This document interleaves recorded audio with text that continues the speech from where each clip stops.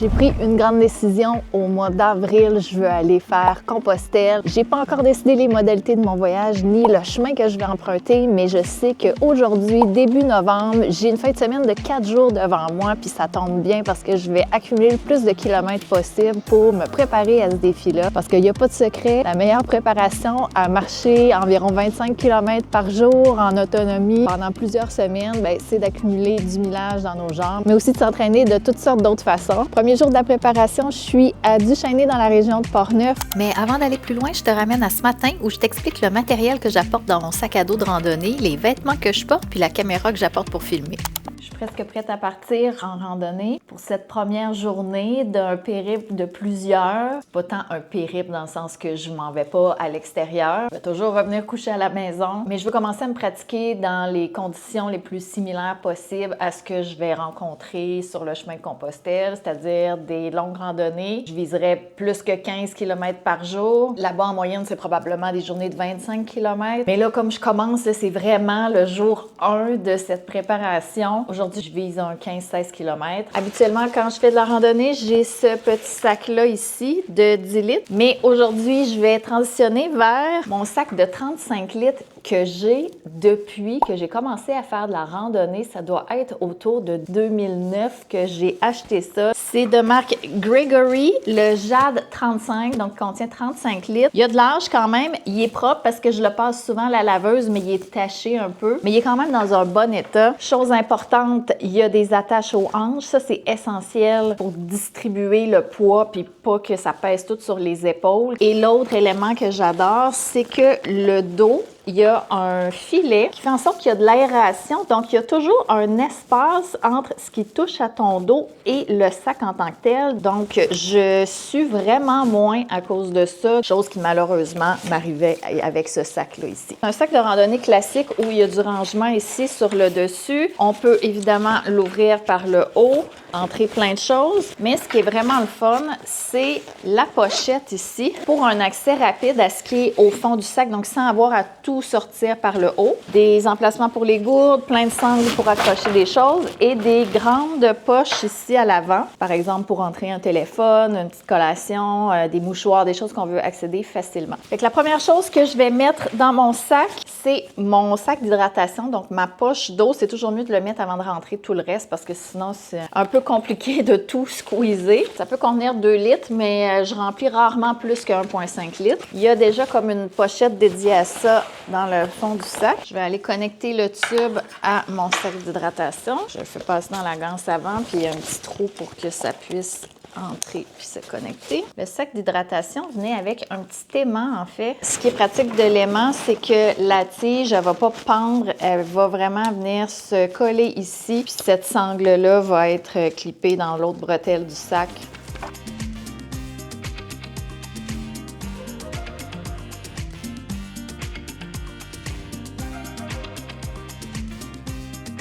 Ensuite, j'ai des collations avec plein de restants de ce que j'avais ici. Un V8, concombre et fromage, fruits séchés avec petits morceaux de noix de coco, une pomme, un petit sac que je traîne toujours avec un paquet de vieilles barres tendres, un fond de Crispy Mini. J'ai des essuie-tout aussi là-dedans, petit kit d'ustensiles de voyage. Je vais simplement me rester à aller à l'épicerie m'acheter un sandwich. Là, le but, c'est que mon sac réplique un peu le poids de ce que je vais avoir à traîner. Évidemment, quand je vais être en voyage là-bas, ils disent qu'il ne faut pas dépasser 10 % de notre poids, donc il ne faudrait pas que je dépasse 15 livres à traîner, incluant le poids de mon eau. Je suis curieuse de voir ça pèse combien comme ça. Là, j'ai pas de vêtements, là, j'ai juste de la bouffe et de l'eau. 7,9 livres. Déjà! My God! Hey, je vais être dans la merde. Il va vraiment falloir que je pense peut-être à changer de sac pour un modèle plus léger. En tout cas, je suis pas rendue là dans ma préparation. Je vais en profiter pour ajouter ce que je traîne habituellement dans mon autre sac de randonnée. Donc, un petit kit d'urgence. J'ai mon canif. Ça, je pourrais pas l'amener là-bas à moins d'avoir un bagage en soute. Sinon, je m'en achèterai peut-être un sur place. Bon, petit sac de poubelle, on sait jamais. Petite serviette, lampe frontale, une boussole, un sifflet. C'est genre mes essentiels. Ça, c'est sûr que je ne traînerai pas ça là-bas parce qu'à Compostelle, les sentiers, il y a vraiment beaucoup de monde qui circule, c'est super bien identifié, donc on n'est jamais vraiment seul. C'est pas comme ici, si on va en forêt puis que là, on se met à s'éloigner un peu. Des fois, ça se peut que tu rencontres moins de monde. J'ai aussi un rain cover. Ça, c'est pour un sac de 10 à 15 litres, donc je suis pas sûre qu'il ferait sur celui-là, mais je vais le traîner pareil au cas où. Désinfectant à main, mouchoir, Lipsil.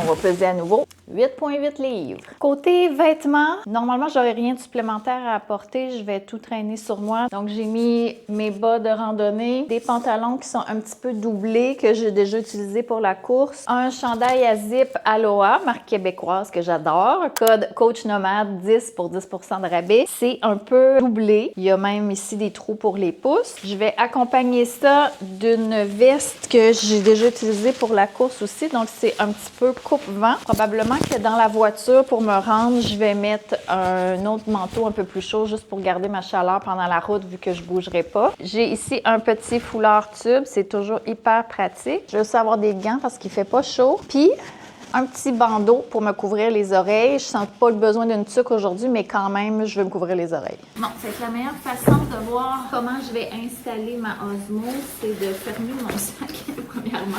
On va faire comme si j'étais en rando. Bon, fait que mettons là, que je m'en vais de même. Là, ça, je l'aurai pas toujours dans les mains, là, parce que je vais avoir mes bâtons de marche aussi pour marcher. Là, c'est quand même très long, fait que ça peut pas rentrer dans ma poche. Mais si j'enlève... Oh, attends...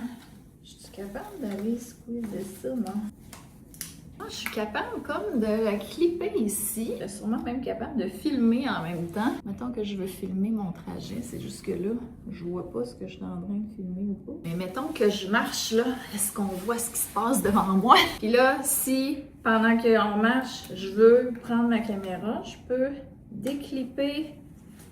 Ça, c'est un petit attache dans le fond qui est derrière ici. C'est comme un petit cover de la caméra, puis c'est même aimanté, fait que ça peut être super pratique. Mais la chose la plus probable, c'est que je vais détacher ici le petit trépied parce que quand je vais marcher, à moins que je vais vraiment m'arrêter puis filmer quelque chose où je vais déposer la caméra par terre, là, je vais avoir besoin du petit pied. Sinon, je vais le laisser ici. La batterie, ben j'aime mieux la laisser là parce que ça me donne déjà plus d'autonomie sans avoir à la chercher. Le temps de voyager là-bas, je vais la fermer, je vais la mettre son cover protecteur, je traînais ça dans son sac. Là, ça me fait penser que je voulais aussi apporter un trépied, un vrai long trépied qui est extensible pour tester dans le sentier si je veux filmer des choses.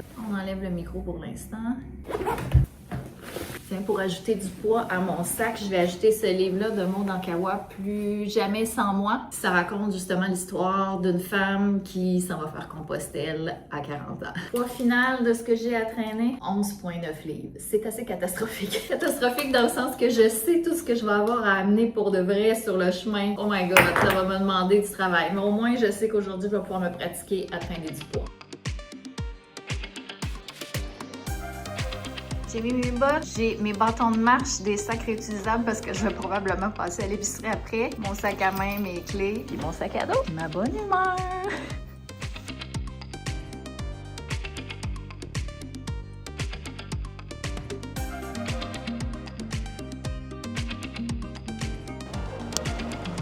Je pense que je suis prête. Maintenant, il faut aller à l'accueil pour payer. J'ai oublié mes bâtons de marche.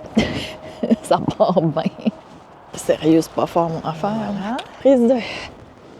Ah, ce pavillon-ci est fermé. Mais dans le fond, il faut que j'aille où? Je vais redescendre à l'auto. Je vais essayer de trouver où est le pavillon d'accès. Prise 2. Ah ben oui, c'est écrit accueil ici. C'est juste que moi, je suis habituée de venir l'hiver. Puis l'hiver, en ski de fond, c'est l'autre pavillon qui sert d'accueil. Ça va bien? Pour faire la randonnée, est-ce qu'il faut acheter un billet? Petit arrêt pipi avant de commencer. La bonne nouvelle, c'est que c'est gratuit. Ça, je m'y attendais pas. Peut-être parce qu'on est hors saison. J'ai une carte des sentiers. Ça, c'est super pratique à avoir au cas où j'avais plus de réseau à un moment donné. Je vais faire le coureur des bois, qui est considéré difficile vu sa longueur de 16 km. 5h20. Je suis ici en ce moment. 55, 56, 57, 58. Comme ça. Puis après, on revient ici. Lac jaune, 55. Ça serait ça qu'il faudrait que je prenne parce que mon premier sentier est le 55. Les bâtons de marche, c'est un essentiel pour enlever un peu de poids des jambes et le distribuer vers le haut du corps. Puis ça aide aussi dans les montées et les descentes. Là, généralement, mon trajet va être assez plat. Ce qu'on recherche, c'est d'avoir un genre d'angle de 90 degrés avec notre coude. Le chemin n'est pas très accidenté. Oui, il y a certaines montées, mais c'est pas des gros sommets à monter ici. Il me reste plus qu'à partir ma montre, puis on part ça. J'ai déjà entendu parler du chemin de Compostelle, ça fait plusieurs années. J'ai même certaines connaissances qui l'ont déjà fait. À l'origine, c'est un pèlerinage spirituel catholique. Aujourd'hui, il y en a encore qui gardent ce côté spirituel-là. C'est un chemin qui est, paraît-il, transformateur, une expérience avec des gens accueillants, une façon de se ressourcer. Puis je dirais que c'est un peu ça qui m'attire dans ce projet-là. J'ai envie de relever un défi, j'ai envie peut-être de tourner une page dans ma vie aussi. J'ai divorcé l'été dernier, puis je sens que j'ai besoin de ça pour m'aider à passer vers une autre étape. Ça fait quelques jours seulement que j'ai eu cette impulsion-là officielle de me dire « OK, j'embarque dans ce voyage-là. » J'ai pas encore acheté mon billet d'avion ni rien planifié au niveau de mon itinéraire. Je vais prendre le temps en fin de semaine de regarder ça, de planifier mes vacances avec le travail, mais ça m'empêche pas déjà de commencer à me préparer physiquement.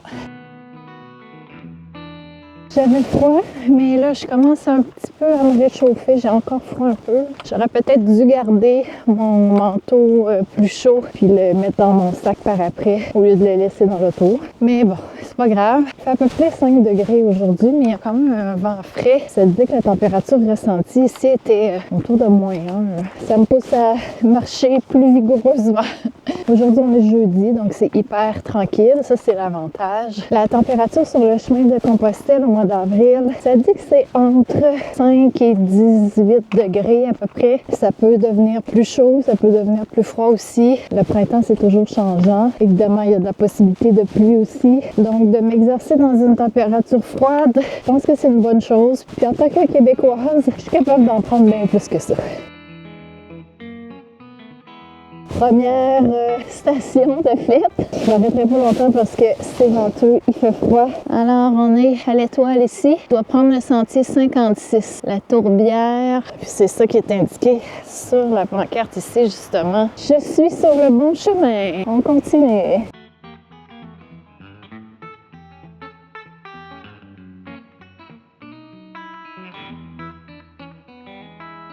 Je suis rendue ici. Je dois continuer encore un peu, puis après, je vais aller prendre le 57. Ça va être le temps de faire une petite pause à la halte. Alors, selon ma montre, j'ai 45 minutes de fête, 3,2 km. Ma moyenne de temps est à peu près 15 minutes par kilomètre. Je pense que c'est raisonnable, là, considérant que parfois, je m'arrête quelques instants pour filmer aussi. Mais ici, il y a moins de vent, c'est plus agréable. Ici, chemin 57 pour atteindre la halte. Je commence à avoir vraiment faim, fait que ça va faire du bien de manger un peu. J'ai aucune idée il est quelle heure, on va regarder ça. Pour le moment, ça se passe bien. 1 heure, 4,4 km selon ma montre. Et je vois la halte là-bas. Paraît que c'est ouvert, j'espère que c'est vrai. Mon Dieu. Ici, il y a des lits, ça fait un peu peur. Un pôle à bois qui ne marche pas. Des tables à pique-nique. C'est un peu humide ici, à l'intérieur du refuge. Je vais voir si je m'installe dehors au soleil. Ici, j'ai le soleil, quand même à l'abri du vent. Je pense que ça va être la meilleure option. Oh, on est vraiment bien. Quelle heure est-il? 11h39. Ça commence pas mal à être l'heure de manger ça. J'ai pris un wrap César. Première fois que je l'essaye, celui-là. Il existe plusieurs chemins pour atteindre Saint-Jacques-de-Compostelle. Les deux principaux que j'ai spotés, c'est le Camino Frances. Il part à la frontière de la France et de l'Espagne, à Saint-Jean-Pied-de-Port, puis il se dirige jusqu'à Saint-Jacques-de-Compostelle en traversant tout le nord de l'Espagne. Sauf que ça, c'est un sentier qui prend genre 1 mois à faire. Je pense pas avoir la possibilité de prendre autant de vacances, surtout s'il faut que je prévoie quelques journées à l'arrivée pour m'acclimater au décalage horaire, quelques journées au retour aussi. Comme s'il faudrait que je parte un 5 semaines pour être sûr. Puis honnêtement, je pense pas avoir cette possibilité-là. Je pourrais quand même faire le même chemin, mais partir environ dans le milieu. Il y a entre autres la ville de Léon que j'ai vue. En fait, il faudrait que je calcule, je veux marcher environ combien de kilomètres par jour. Puis si je m'alloue un genre de 2 à 3 semaines de marche, puis je pourrais prendre des vacances pour un genre de 3 à 4 semaines. Sinon, il y a le Camino Português qui est un chemin au Portugal qui peut partir de Lisbonne ou de Porto ou de d'autres villes, mais qui monte dans le fond vers le nord jusqu'à Saint-Jacques-de-Compostelle. C'est un chemin qui est intéressant. Si je pars de Lisbonne, c'est sûr que c'est long aussi, c'est pratiquement 1 mois. En partant de Porto, c'est plus autour de 2 semaines. Fait que c'est sûr que je le considère dans mes options. Par contre, j'ai déjà fait le tour du Portugal. Pas la section au nord de Porto, par contre. Fait que cette section-là serait une nouvelle découverte pour moi. Mais j'ai peut-être plus envie de découvrir l'Espagne, étant donné que j'étais seulement vraiment allée à Barcelone en 2015, ça fait vraiment longtemps. Ce chemin-là en Espagne, le Camino Frances, c'est le plus populaire. C'est là où il y a des tonnes de gens qui vont chaque année, particulièrement l'été. Donc là, comme je veux y aller au printemps, ça serait un peu ma chance de faire ce chemin-là sans qu'il soit trop achalandé. Tandis que le chemin portugais, si je veux y retourner plus tard, justement en plein été, bien, je sais qu'il va toujours être moins achalandé que le chemin d'Espagne. Assez mangé pour maintenant. Je continuerai de manger à la prochaine halte. Je ne veux pas trop me sentir bourrée. Il me semble que ça ne marche pas bien quand on se sent lourde. Un petit tour à la Bécosse. Ça me prend du papier. Joie d'être une fille. C'est le temps que je recommence à marcher parce que là, j'ai froid. Où se poursuit mon sentier? Je vais repartir ma montre. Je pense que c'est par là-bas. Ouais, je vois le coureur des bois. Prochain refuge dans 1,5 km.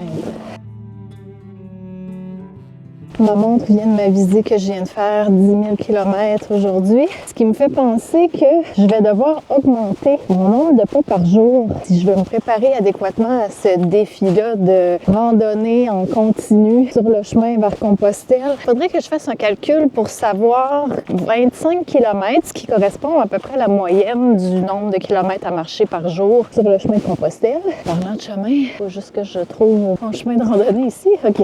Parce que vite comme ça, on dirait que je voudrais augmenter mon nombre de pas par jour à 30 000 pour me sentir confortable puis prête à ce défi. Ça veut dire 3 fois plus que ce que je fais actuellement. Donc, ça m'apparaît assez énorme, mais en même temps, je sais même pas si c'est suffisant. Bon, là, il faut que je me concentre parce que c'est pas mal mouillé puis boiteux. C'est un peu plus montagneux par ici et c'est beaucoup plus boiteux et mouillé par ici, ça, je peux te le dire. Mon bâton, il s'était tout renfoncé parce que je m'étais appuyée dessus. Ces bâtons-là sont aussi vieux que mon sac à dos. C'est quand j'ai commencé à faire de la randonnée puis que je me suis équipée, que je me suis procuré ça. Parce qu'on peut pas dire que je garde pas mes affaires longtemps. C'est sûr qu'il en existe des plus high-tech, mais ils fonctionnent très bien pour moi. Là, l'affaire, c'est qu'en allant à Compostelle, normalement, je vais partir avec juste un bagage de cabine. En tout cas, ce serait ça le plan. Donc, je pourrais pas amener mes bâtons dans l'avion. Fait que ce que je vais probablement faire, c'est à mon arrivée, aller m'en acheter. Bon, j'en ai monté une shot quand même. Là, j'ai chaud. Je suis un peu. Ça fait changement de tantôt. Là, si je me fie au paysage que je vois actuellement, je suis pas mal sur le sommet. Ah, puis je vois des indications là-bas. Justement, je me demandais si le petit refuge était bientôt. Alors, refuge le sommet, 75 mètres. Ah oui, je pense que je le vois. Il est en bas, là. Je vais manger ma deuxième partie de dîner ici parce que je dois avouer que je commençais à nouveau à avoir un petit creux. Moi, c'est souvent l'approche que j'adopte en randonnée, c'est de manger fréquemment, mais peu. Des petites collations ou un petit demi-sandwich, quelque chose comme ça. Mais tout ça pour dire que j'ai fait 7 km et que ça fait 1h54 que je marche là-dessus. Je compte pas la pause de 20 minutes que j'ai prise tantôt. Ici, il n'y a pas de chaise à l'extérieur. On va aller voir en dedans si c'est ouvert. Oh, c'est parfait, je vais m'installer ici. C'est moins humide ici qu'à l'autre refuge. Ouais. J'avoue que je commence à être fatiguée un peu. Un petit peu physiquement, là, comme tu sais, là, je sens que j'ai un peu mal au dos, mais peut-être parce que le poids dans mon sac n'est pas bien distribué. Peut-être qu'il n'est pas 100% bien ajusté aussi, mais tu sais, c'est pas un gros mal qui n'est pas endurable. Là. Puis c'est pas du tout au niveau des trapèzes, c'est plus au milieu du dos. Ça veut dire que le poids qui est réparti sur mes hanches à l'aide des ceintures de taille, ça, c'est super. Mes pieds, mes jambes, ça va bien. Le cardio aussi. Tu sais, c'est pas ça qui est full sollicité aujourd'hui. Fait que ce que je trouve plus dur, c'est peut-être un peu mentalement, parce que je suis vraiment seule sur le chemin. J'ai croisé personne d'autre, sauf au début. Puis là, j'étais à 7 km, tu sais, j'ai même pas tout à fait la moitié, presque la moitié de faite. Fait que là, c'est un petit peu ça qui me joue dans la tête en ce moment, que je me dis que ça va être long. Je vais-tu être capable? Là, je sais pas, il est quelle heure, là? 12h49. Et vois-tu, ça fait 1 heure exactement que je m'étais arrêtée pour ma première partie de dîner. Donc, en ce moment, je suis ici au refuge Le Sommet. Ce qu'il me reste à faire, un 2 km, un 5,4. Et après ça, pour revenir au début, ça va être, bon, un petit point 2, 1,6, 5, 6, 7, 8, 9, 10. Ouais, c'est ça. Il me reste à peu près entre 9 et 10 km. J'avoue que je me sens un petit peu stressée. Ça me demande plus de concentration parce que le chemin est plus rocheux, plus boueux aussi. Fait que là, il faut que je fasse attention où je marche. C'est sûr que les kilomètres avancent moins vite, là. Donc là, il est presque 1 heure. Supposons qu'il me reste 10 km, que je fais environ 4 km en 1 heure. C'est comme s'il me reste 2h30. Donc 13h, 14h, 15h30. Il faudrait que je regarde ma communauté. Je pense qu'elle était réservée à 16h. C'est sûr que c'est pas suffisant. Est-ce que je peux l'allonger? J'ai fini de manger. Je vais aller à la salle de bain, toujours par précaution. Puis je vais quand même compléter le sentier. Je vais me mettre un écouteur avec des balados qui racontent le récit de Compostelle des gens qui ont fait des podcasts là-dessus. Je pense que ça va me motiver et ça va m'aider un petit peu à trouver le temps moins long, à me sentir moins seule. Bon, je marche depuis un petit bout déjà. J'arrive ici à cette jonction. J'ai fait donc 1,2 km si on se fie à la carte. Let's go! C'est pas mal en descendant pour le moment, donc ça va assez bien. C'était pas trop boiteux non plus. Fait que je continue jusqu'à mon rythme. Je sais pas si le trajet va être comme ça tout le retour, mais en tout cas, c'est dégagé, ça va marcher vite, ça c'est sûr. Quand je viens faire du ski de fond ici puis que j'arrive à ce genre de côte-là, j'ai toujours super peur parce que je suis un peu peureuse en ski de fond. J'aime pas ça quand ça prend trop de vitesse. Mais là, aujourd'hui, je suis contente de voir que ça descend. J'ai un bon rythme. Je suis à peu près à 12 minutes du kilomètre depuis que je suis dans ce chemin large-là. Fait que je suis assez contente. Mes inquiétudes de tantôt, finalement, c'était pas fondé. Moi, tu sais, c'est l'inconnu qui me faisait peur. Finalement, ça va assez bien. Là, je commence à m'en ressentir plus au niveau de mes jambes, de mes genoux. Ça va peut-être 2 km, mais c'est de style bonne fatigue. Donc, je sais que ça va être correct. Ce soir, je vais prendre le temps de bien récupérer, m'étirer. J'ai presque fini. Finalement, ça s'est super bien passé. Le chemin de retour était large, dégagé. Fait que j'ai pu avoir un rythme plus rapide, pas trop rencontrer de difficultés dans le chemin aussi. Je dirais que un peu après avoir commencé mon chemin du retour, là, après le deuxième refuge, j'ai commencé à sentir plus mes jambes, là, particulièrement mon genou gauche. Donc c'est ça, je me sens fatiguée. Mais j'ai pas de douleur aiguë. Je pense que c'est juste normal de me sentir raquée. Là, j'ai vraiment faim, par exemple, dans l'auto. Je vais manger un peu les collations qui me restent. J'aurais besoin de manger quelque chose de réconfortant. Fait que je vais voir si j'arrête à un resto avant de revenir chez nous. Oui! Je suis arrivée! Voici le pavillon où je suis partie ce matin. Alors, selon ma montre, 4h07, 17,2 km. Donc, il y a une différence d'1 km entre mon GPS puis la carte ici. C'est normal qu'il y ait toujours une marge d'erreur avec nos outils électroniques, mais je vais quand même me fier à ma montre comme point de comparaison entre toutes mes randonnées entre elles pour savoir le nombre de pas que j'ai marché. Dans le fond, l'important, c'est d'avoir toujours la mesure avec le même objet pour au moins avoir la même base de comparaison. J'écoute un podcast, le récit de Compostelle d'Amélie Dubois. Ça a l'air qu'elle a écrit des livres là-dessus. Je vais me renseigner puis je vais peut-être arrêter à une librairie pour me procurer ça. Ah, yes!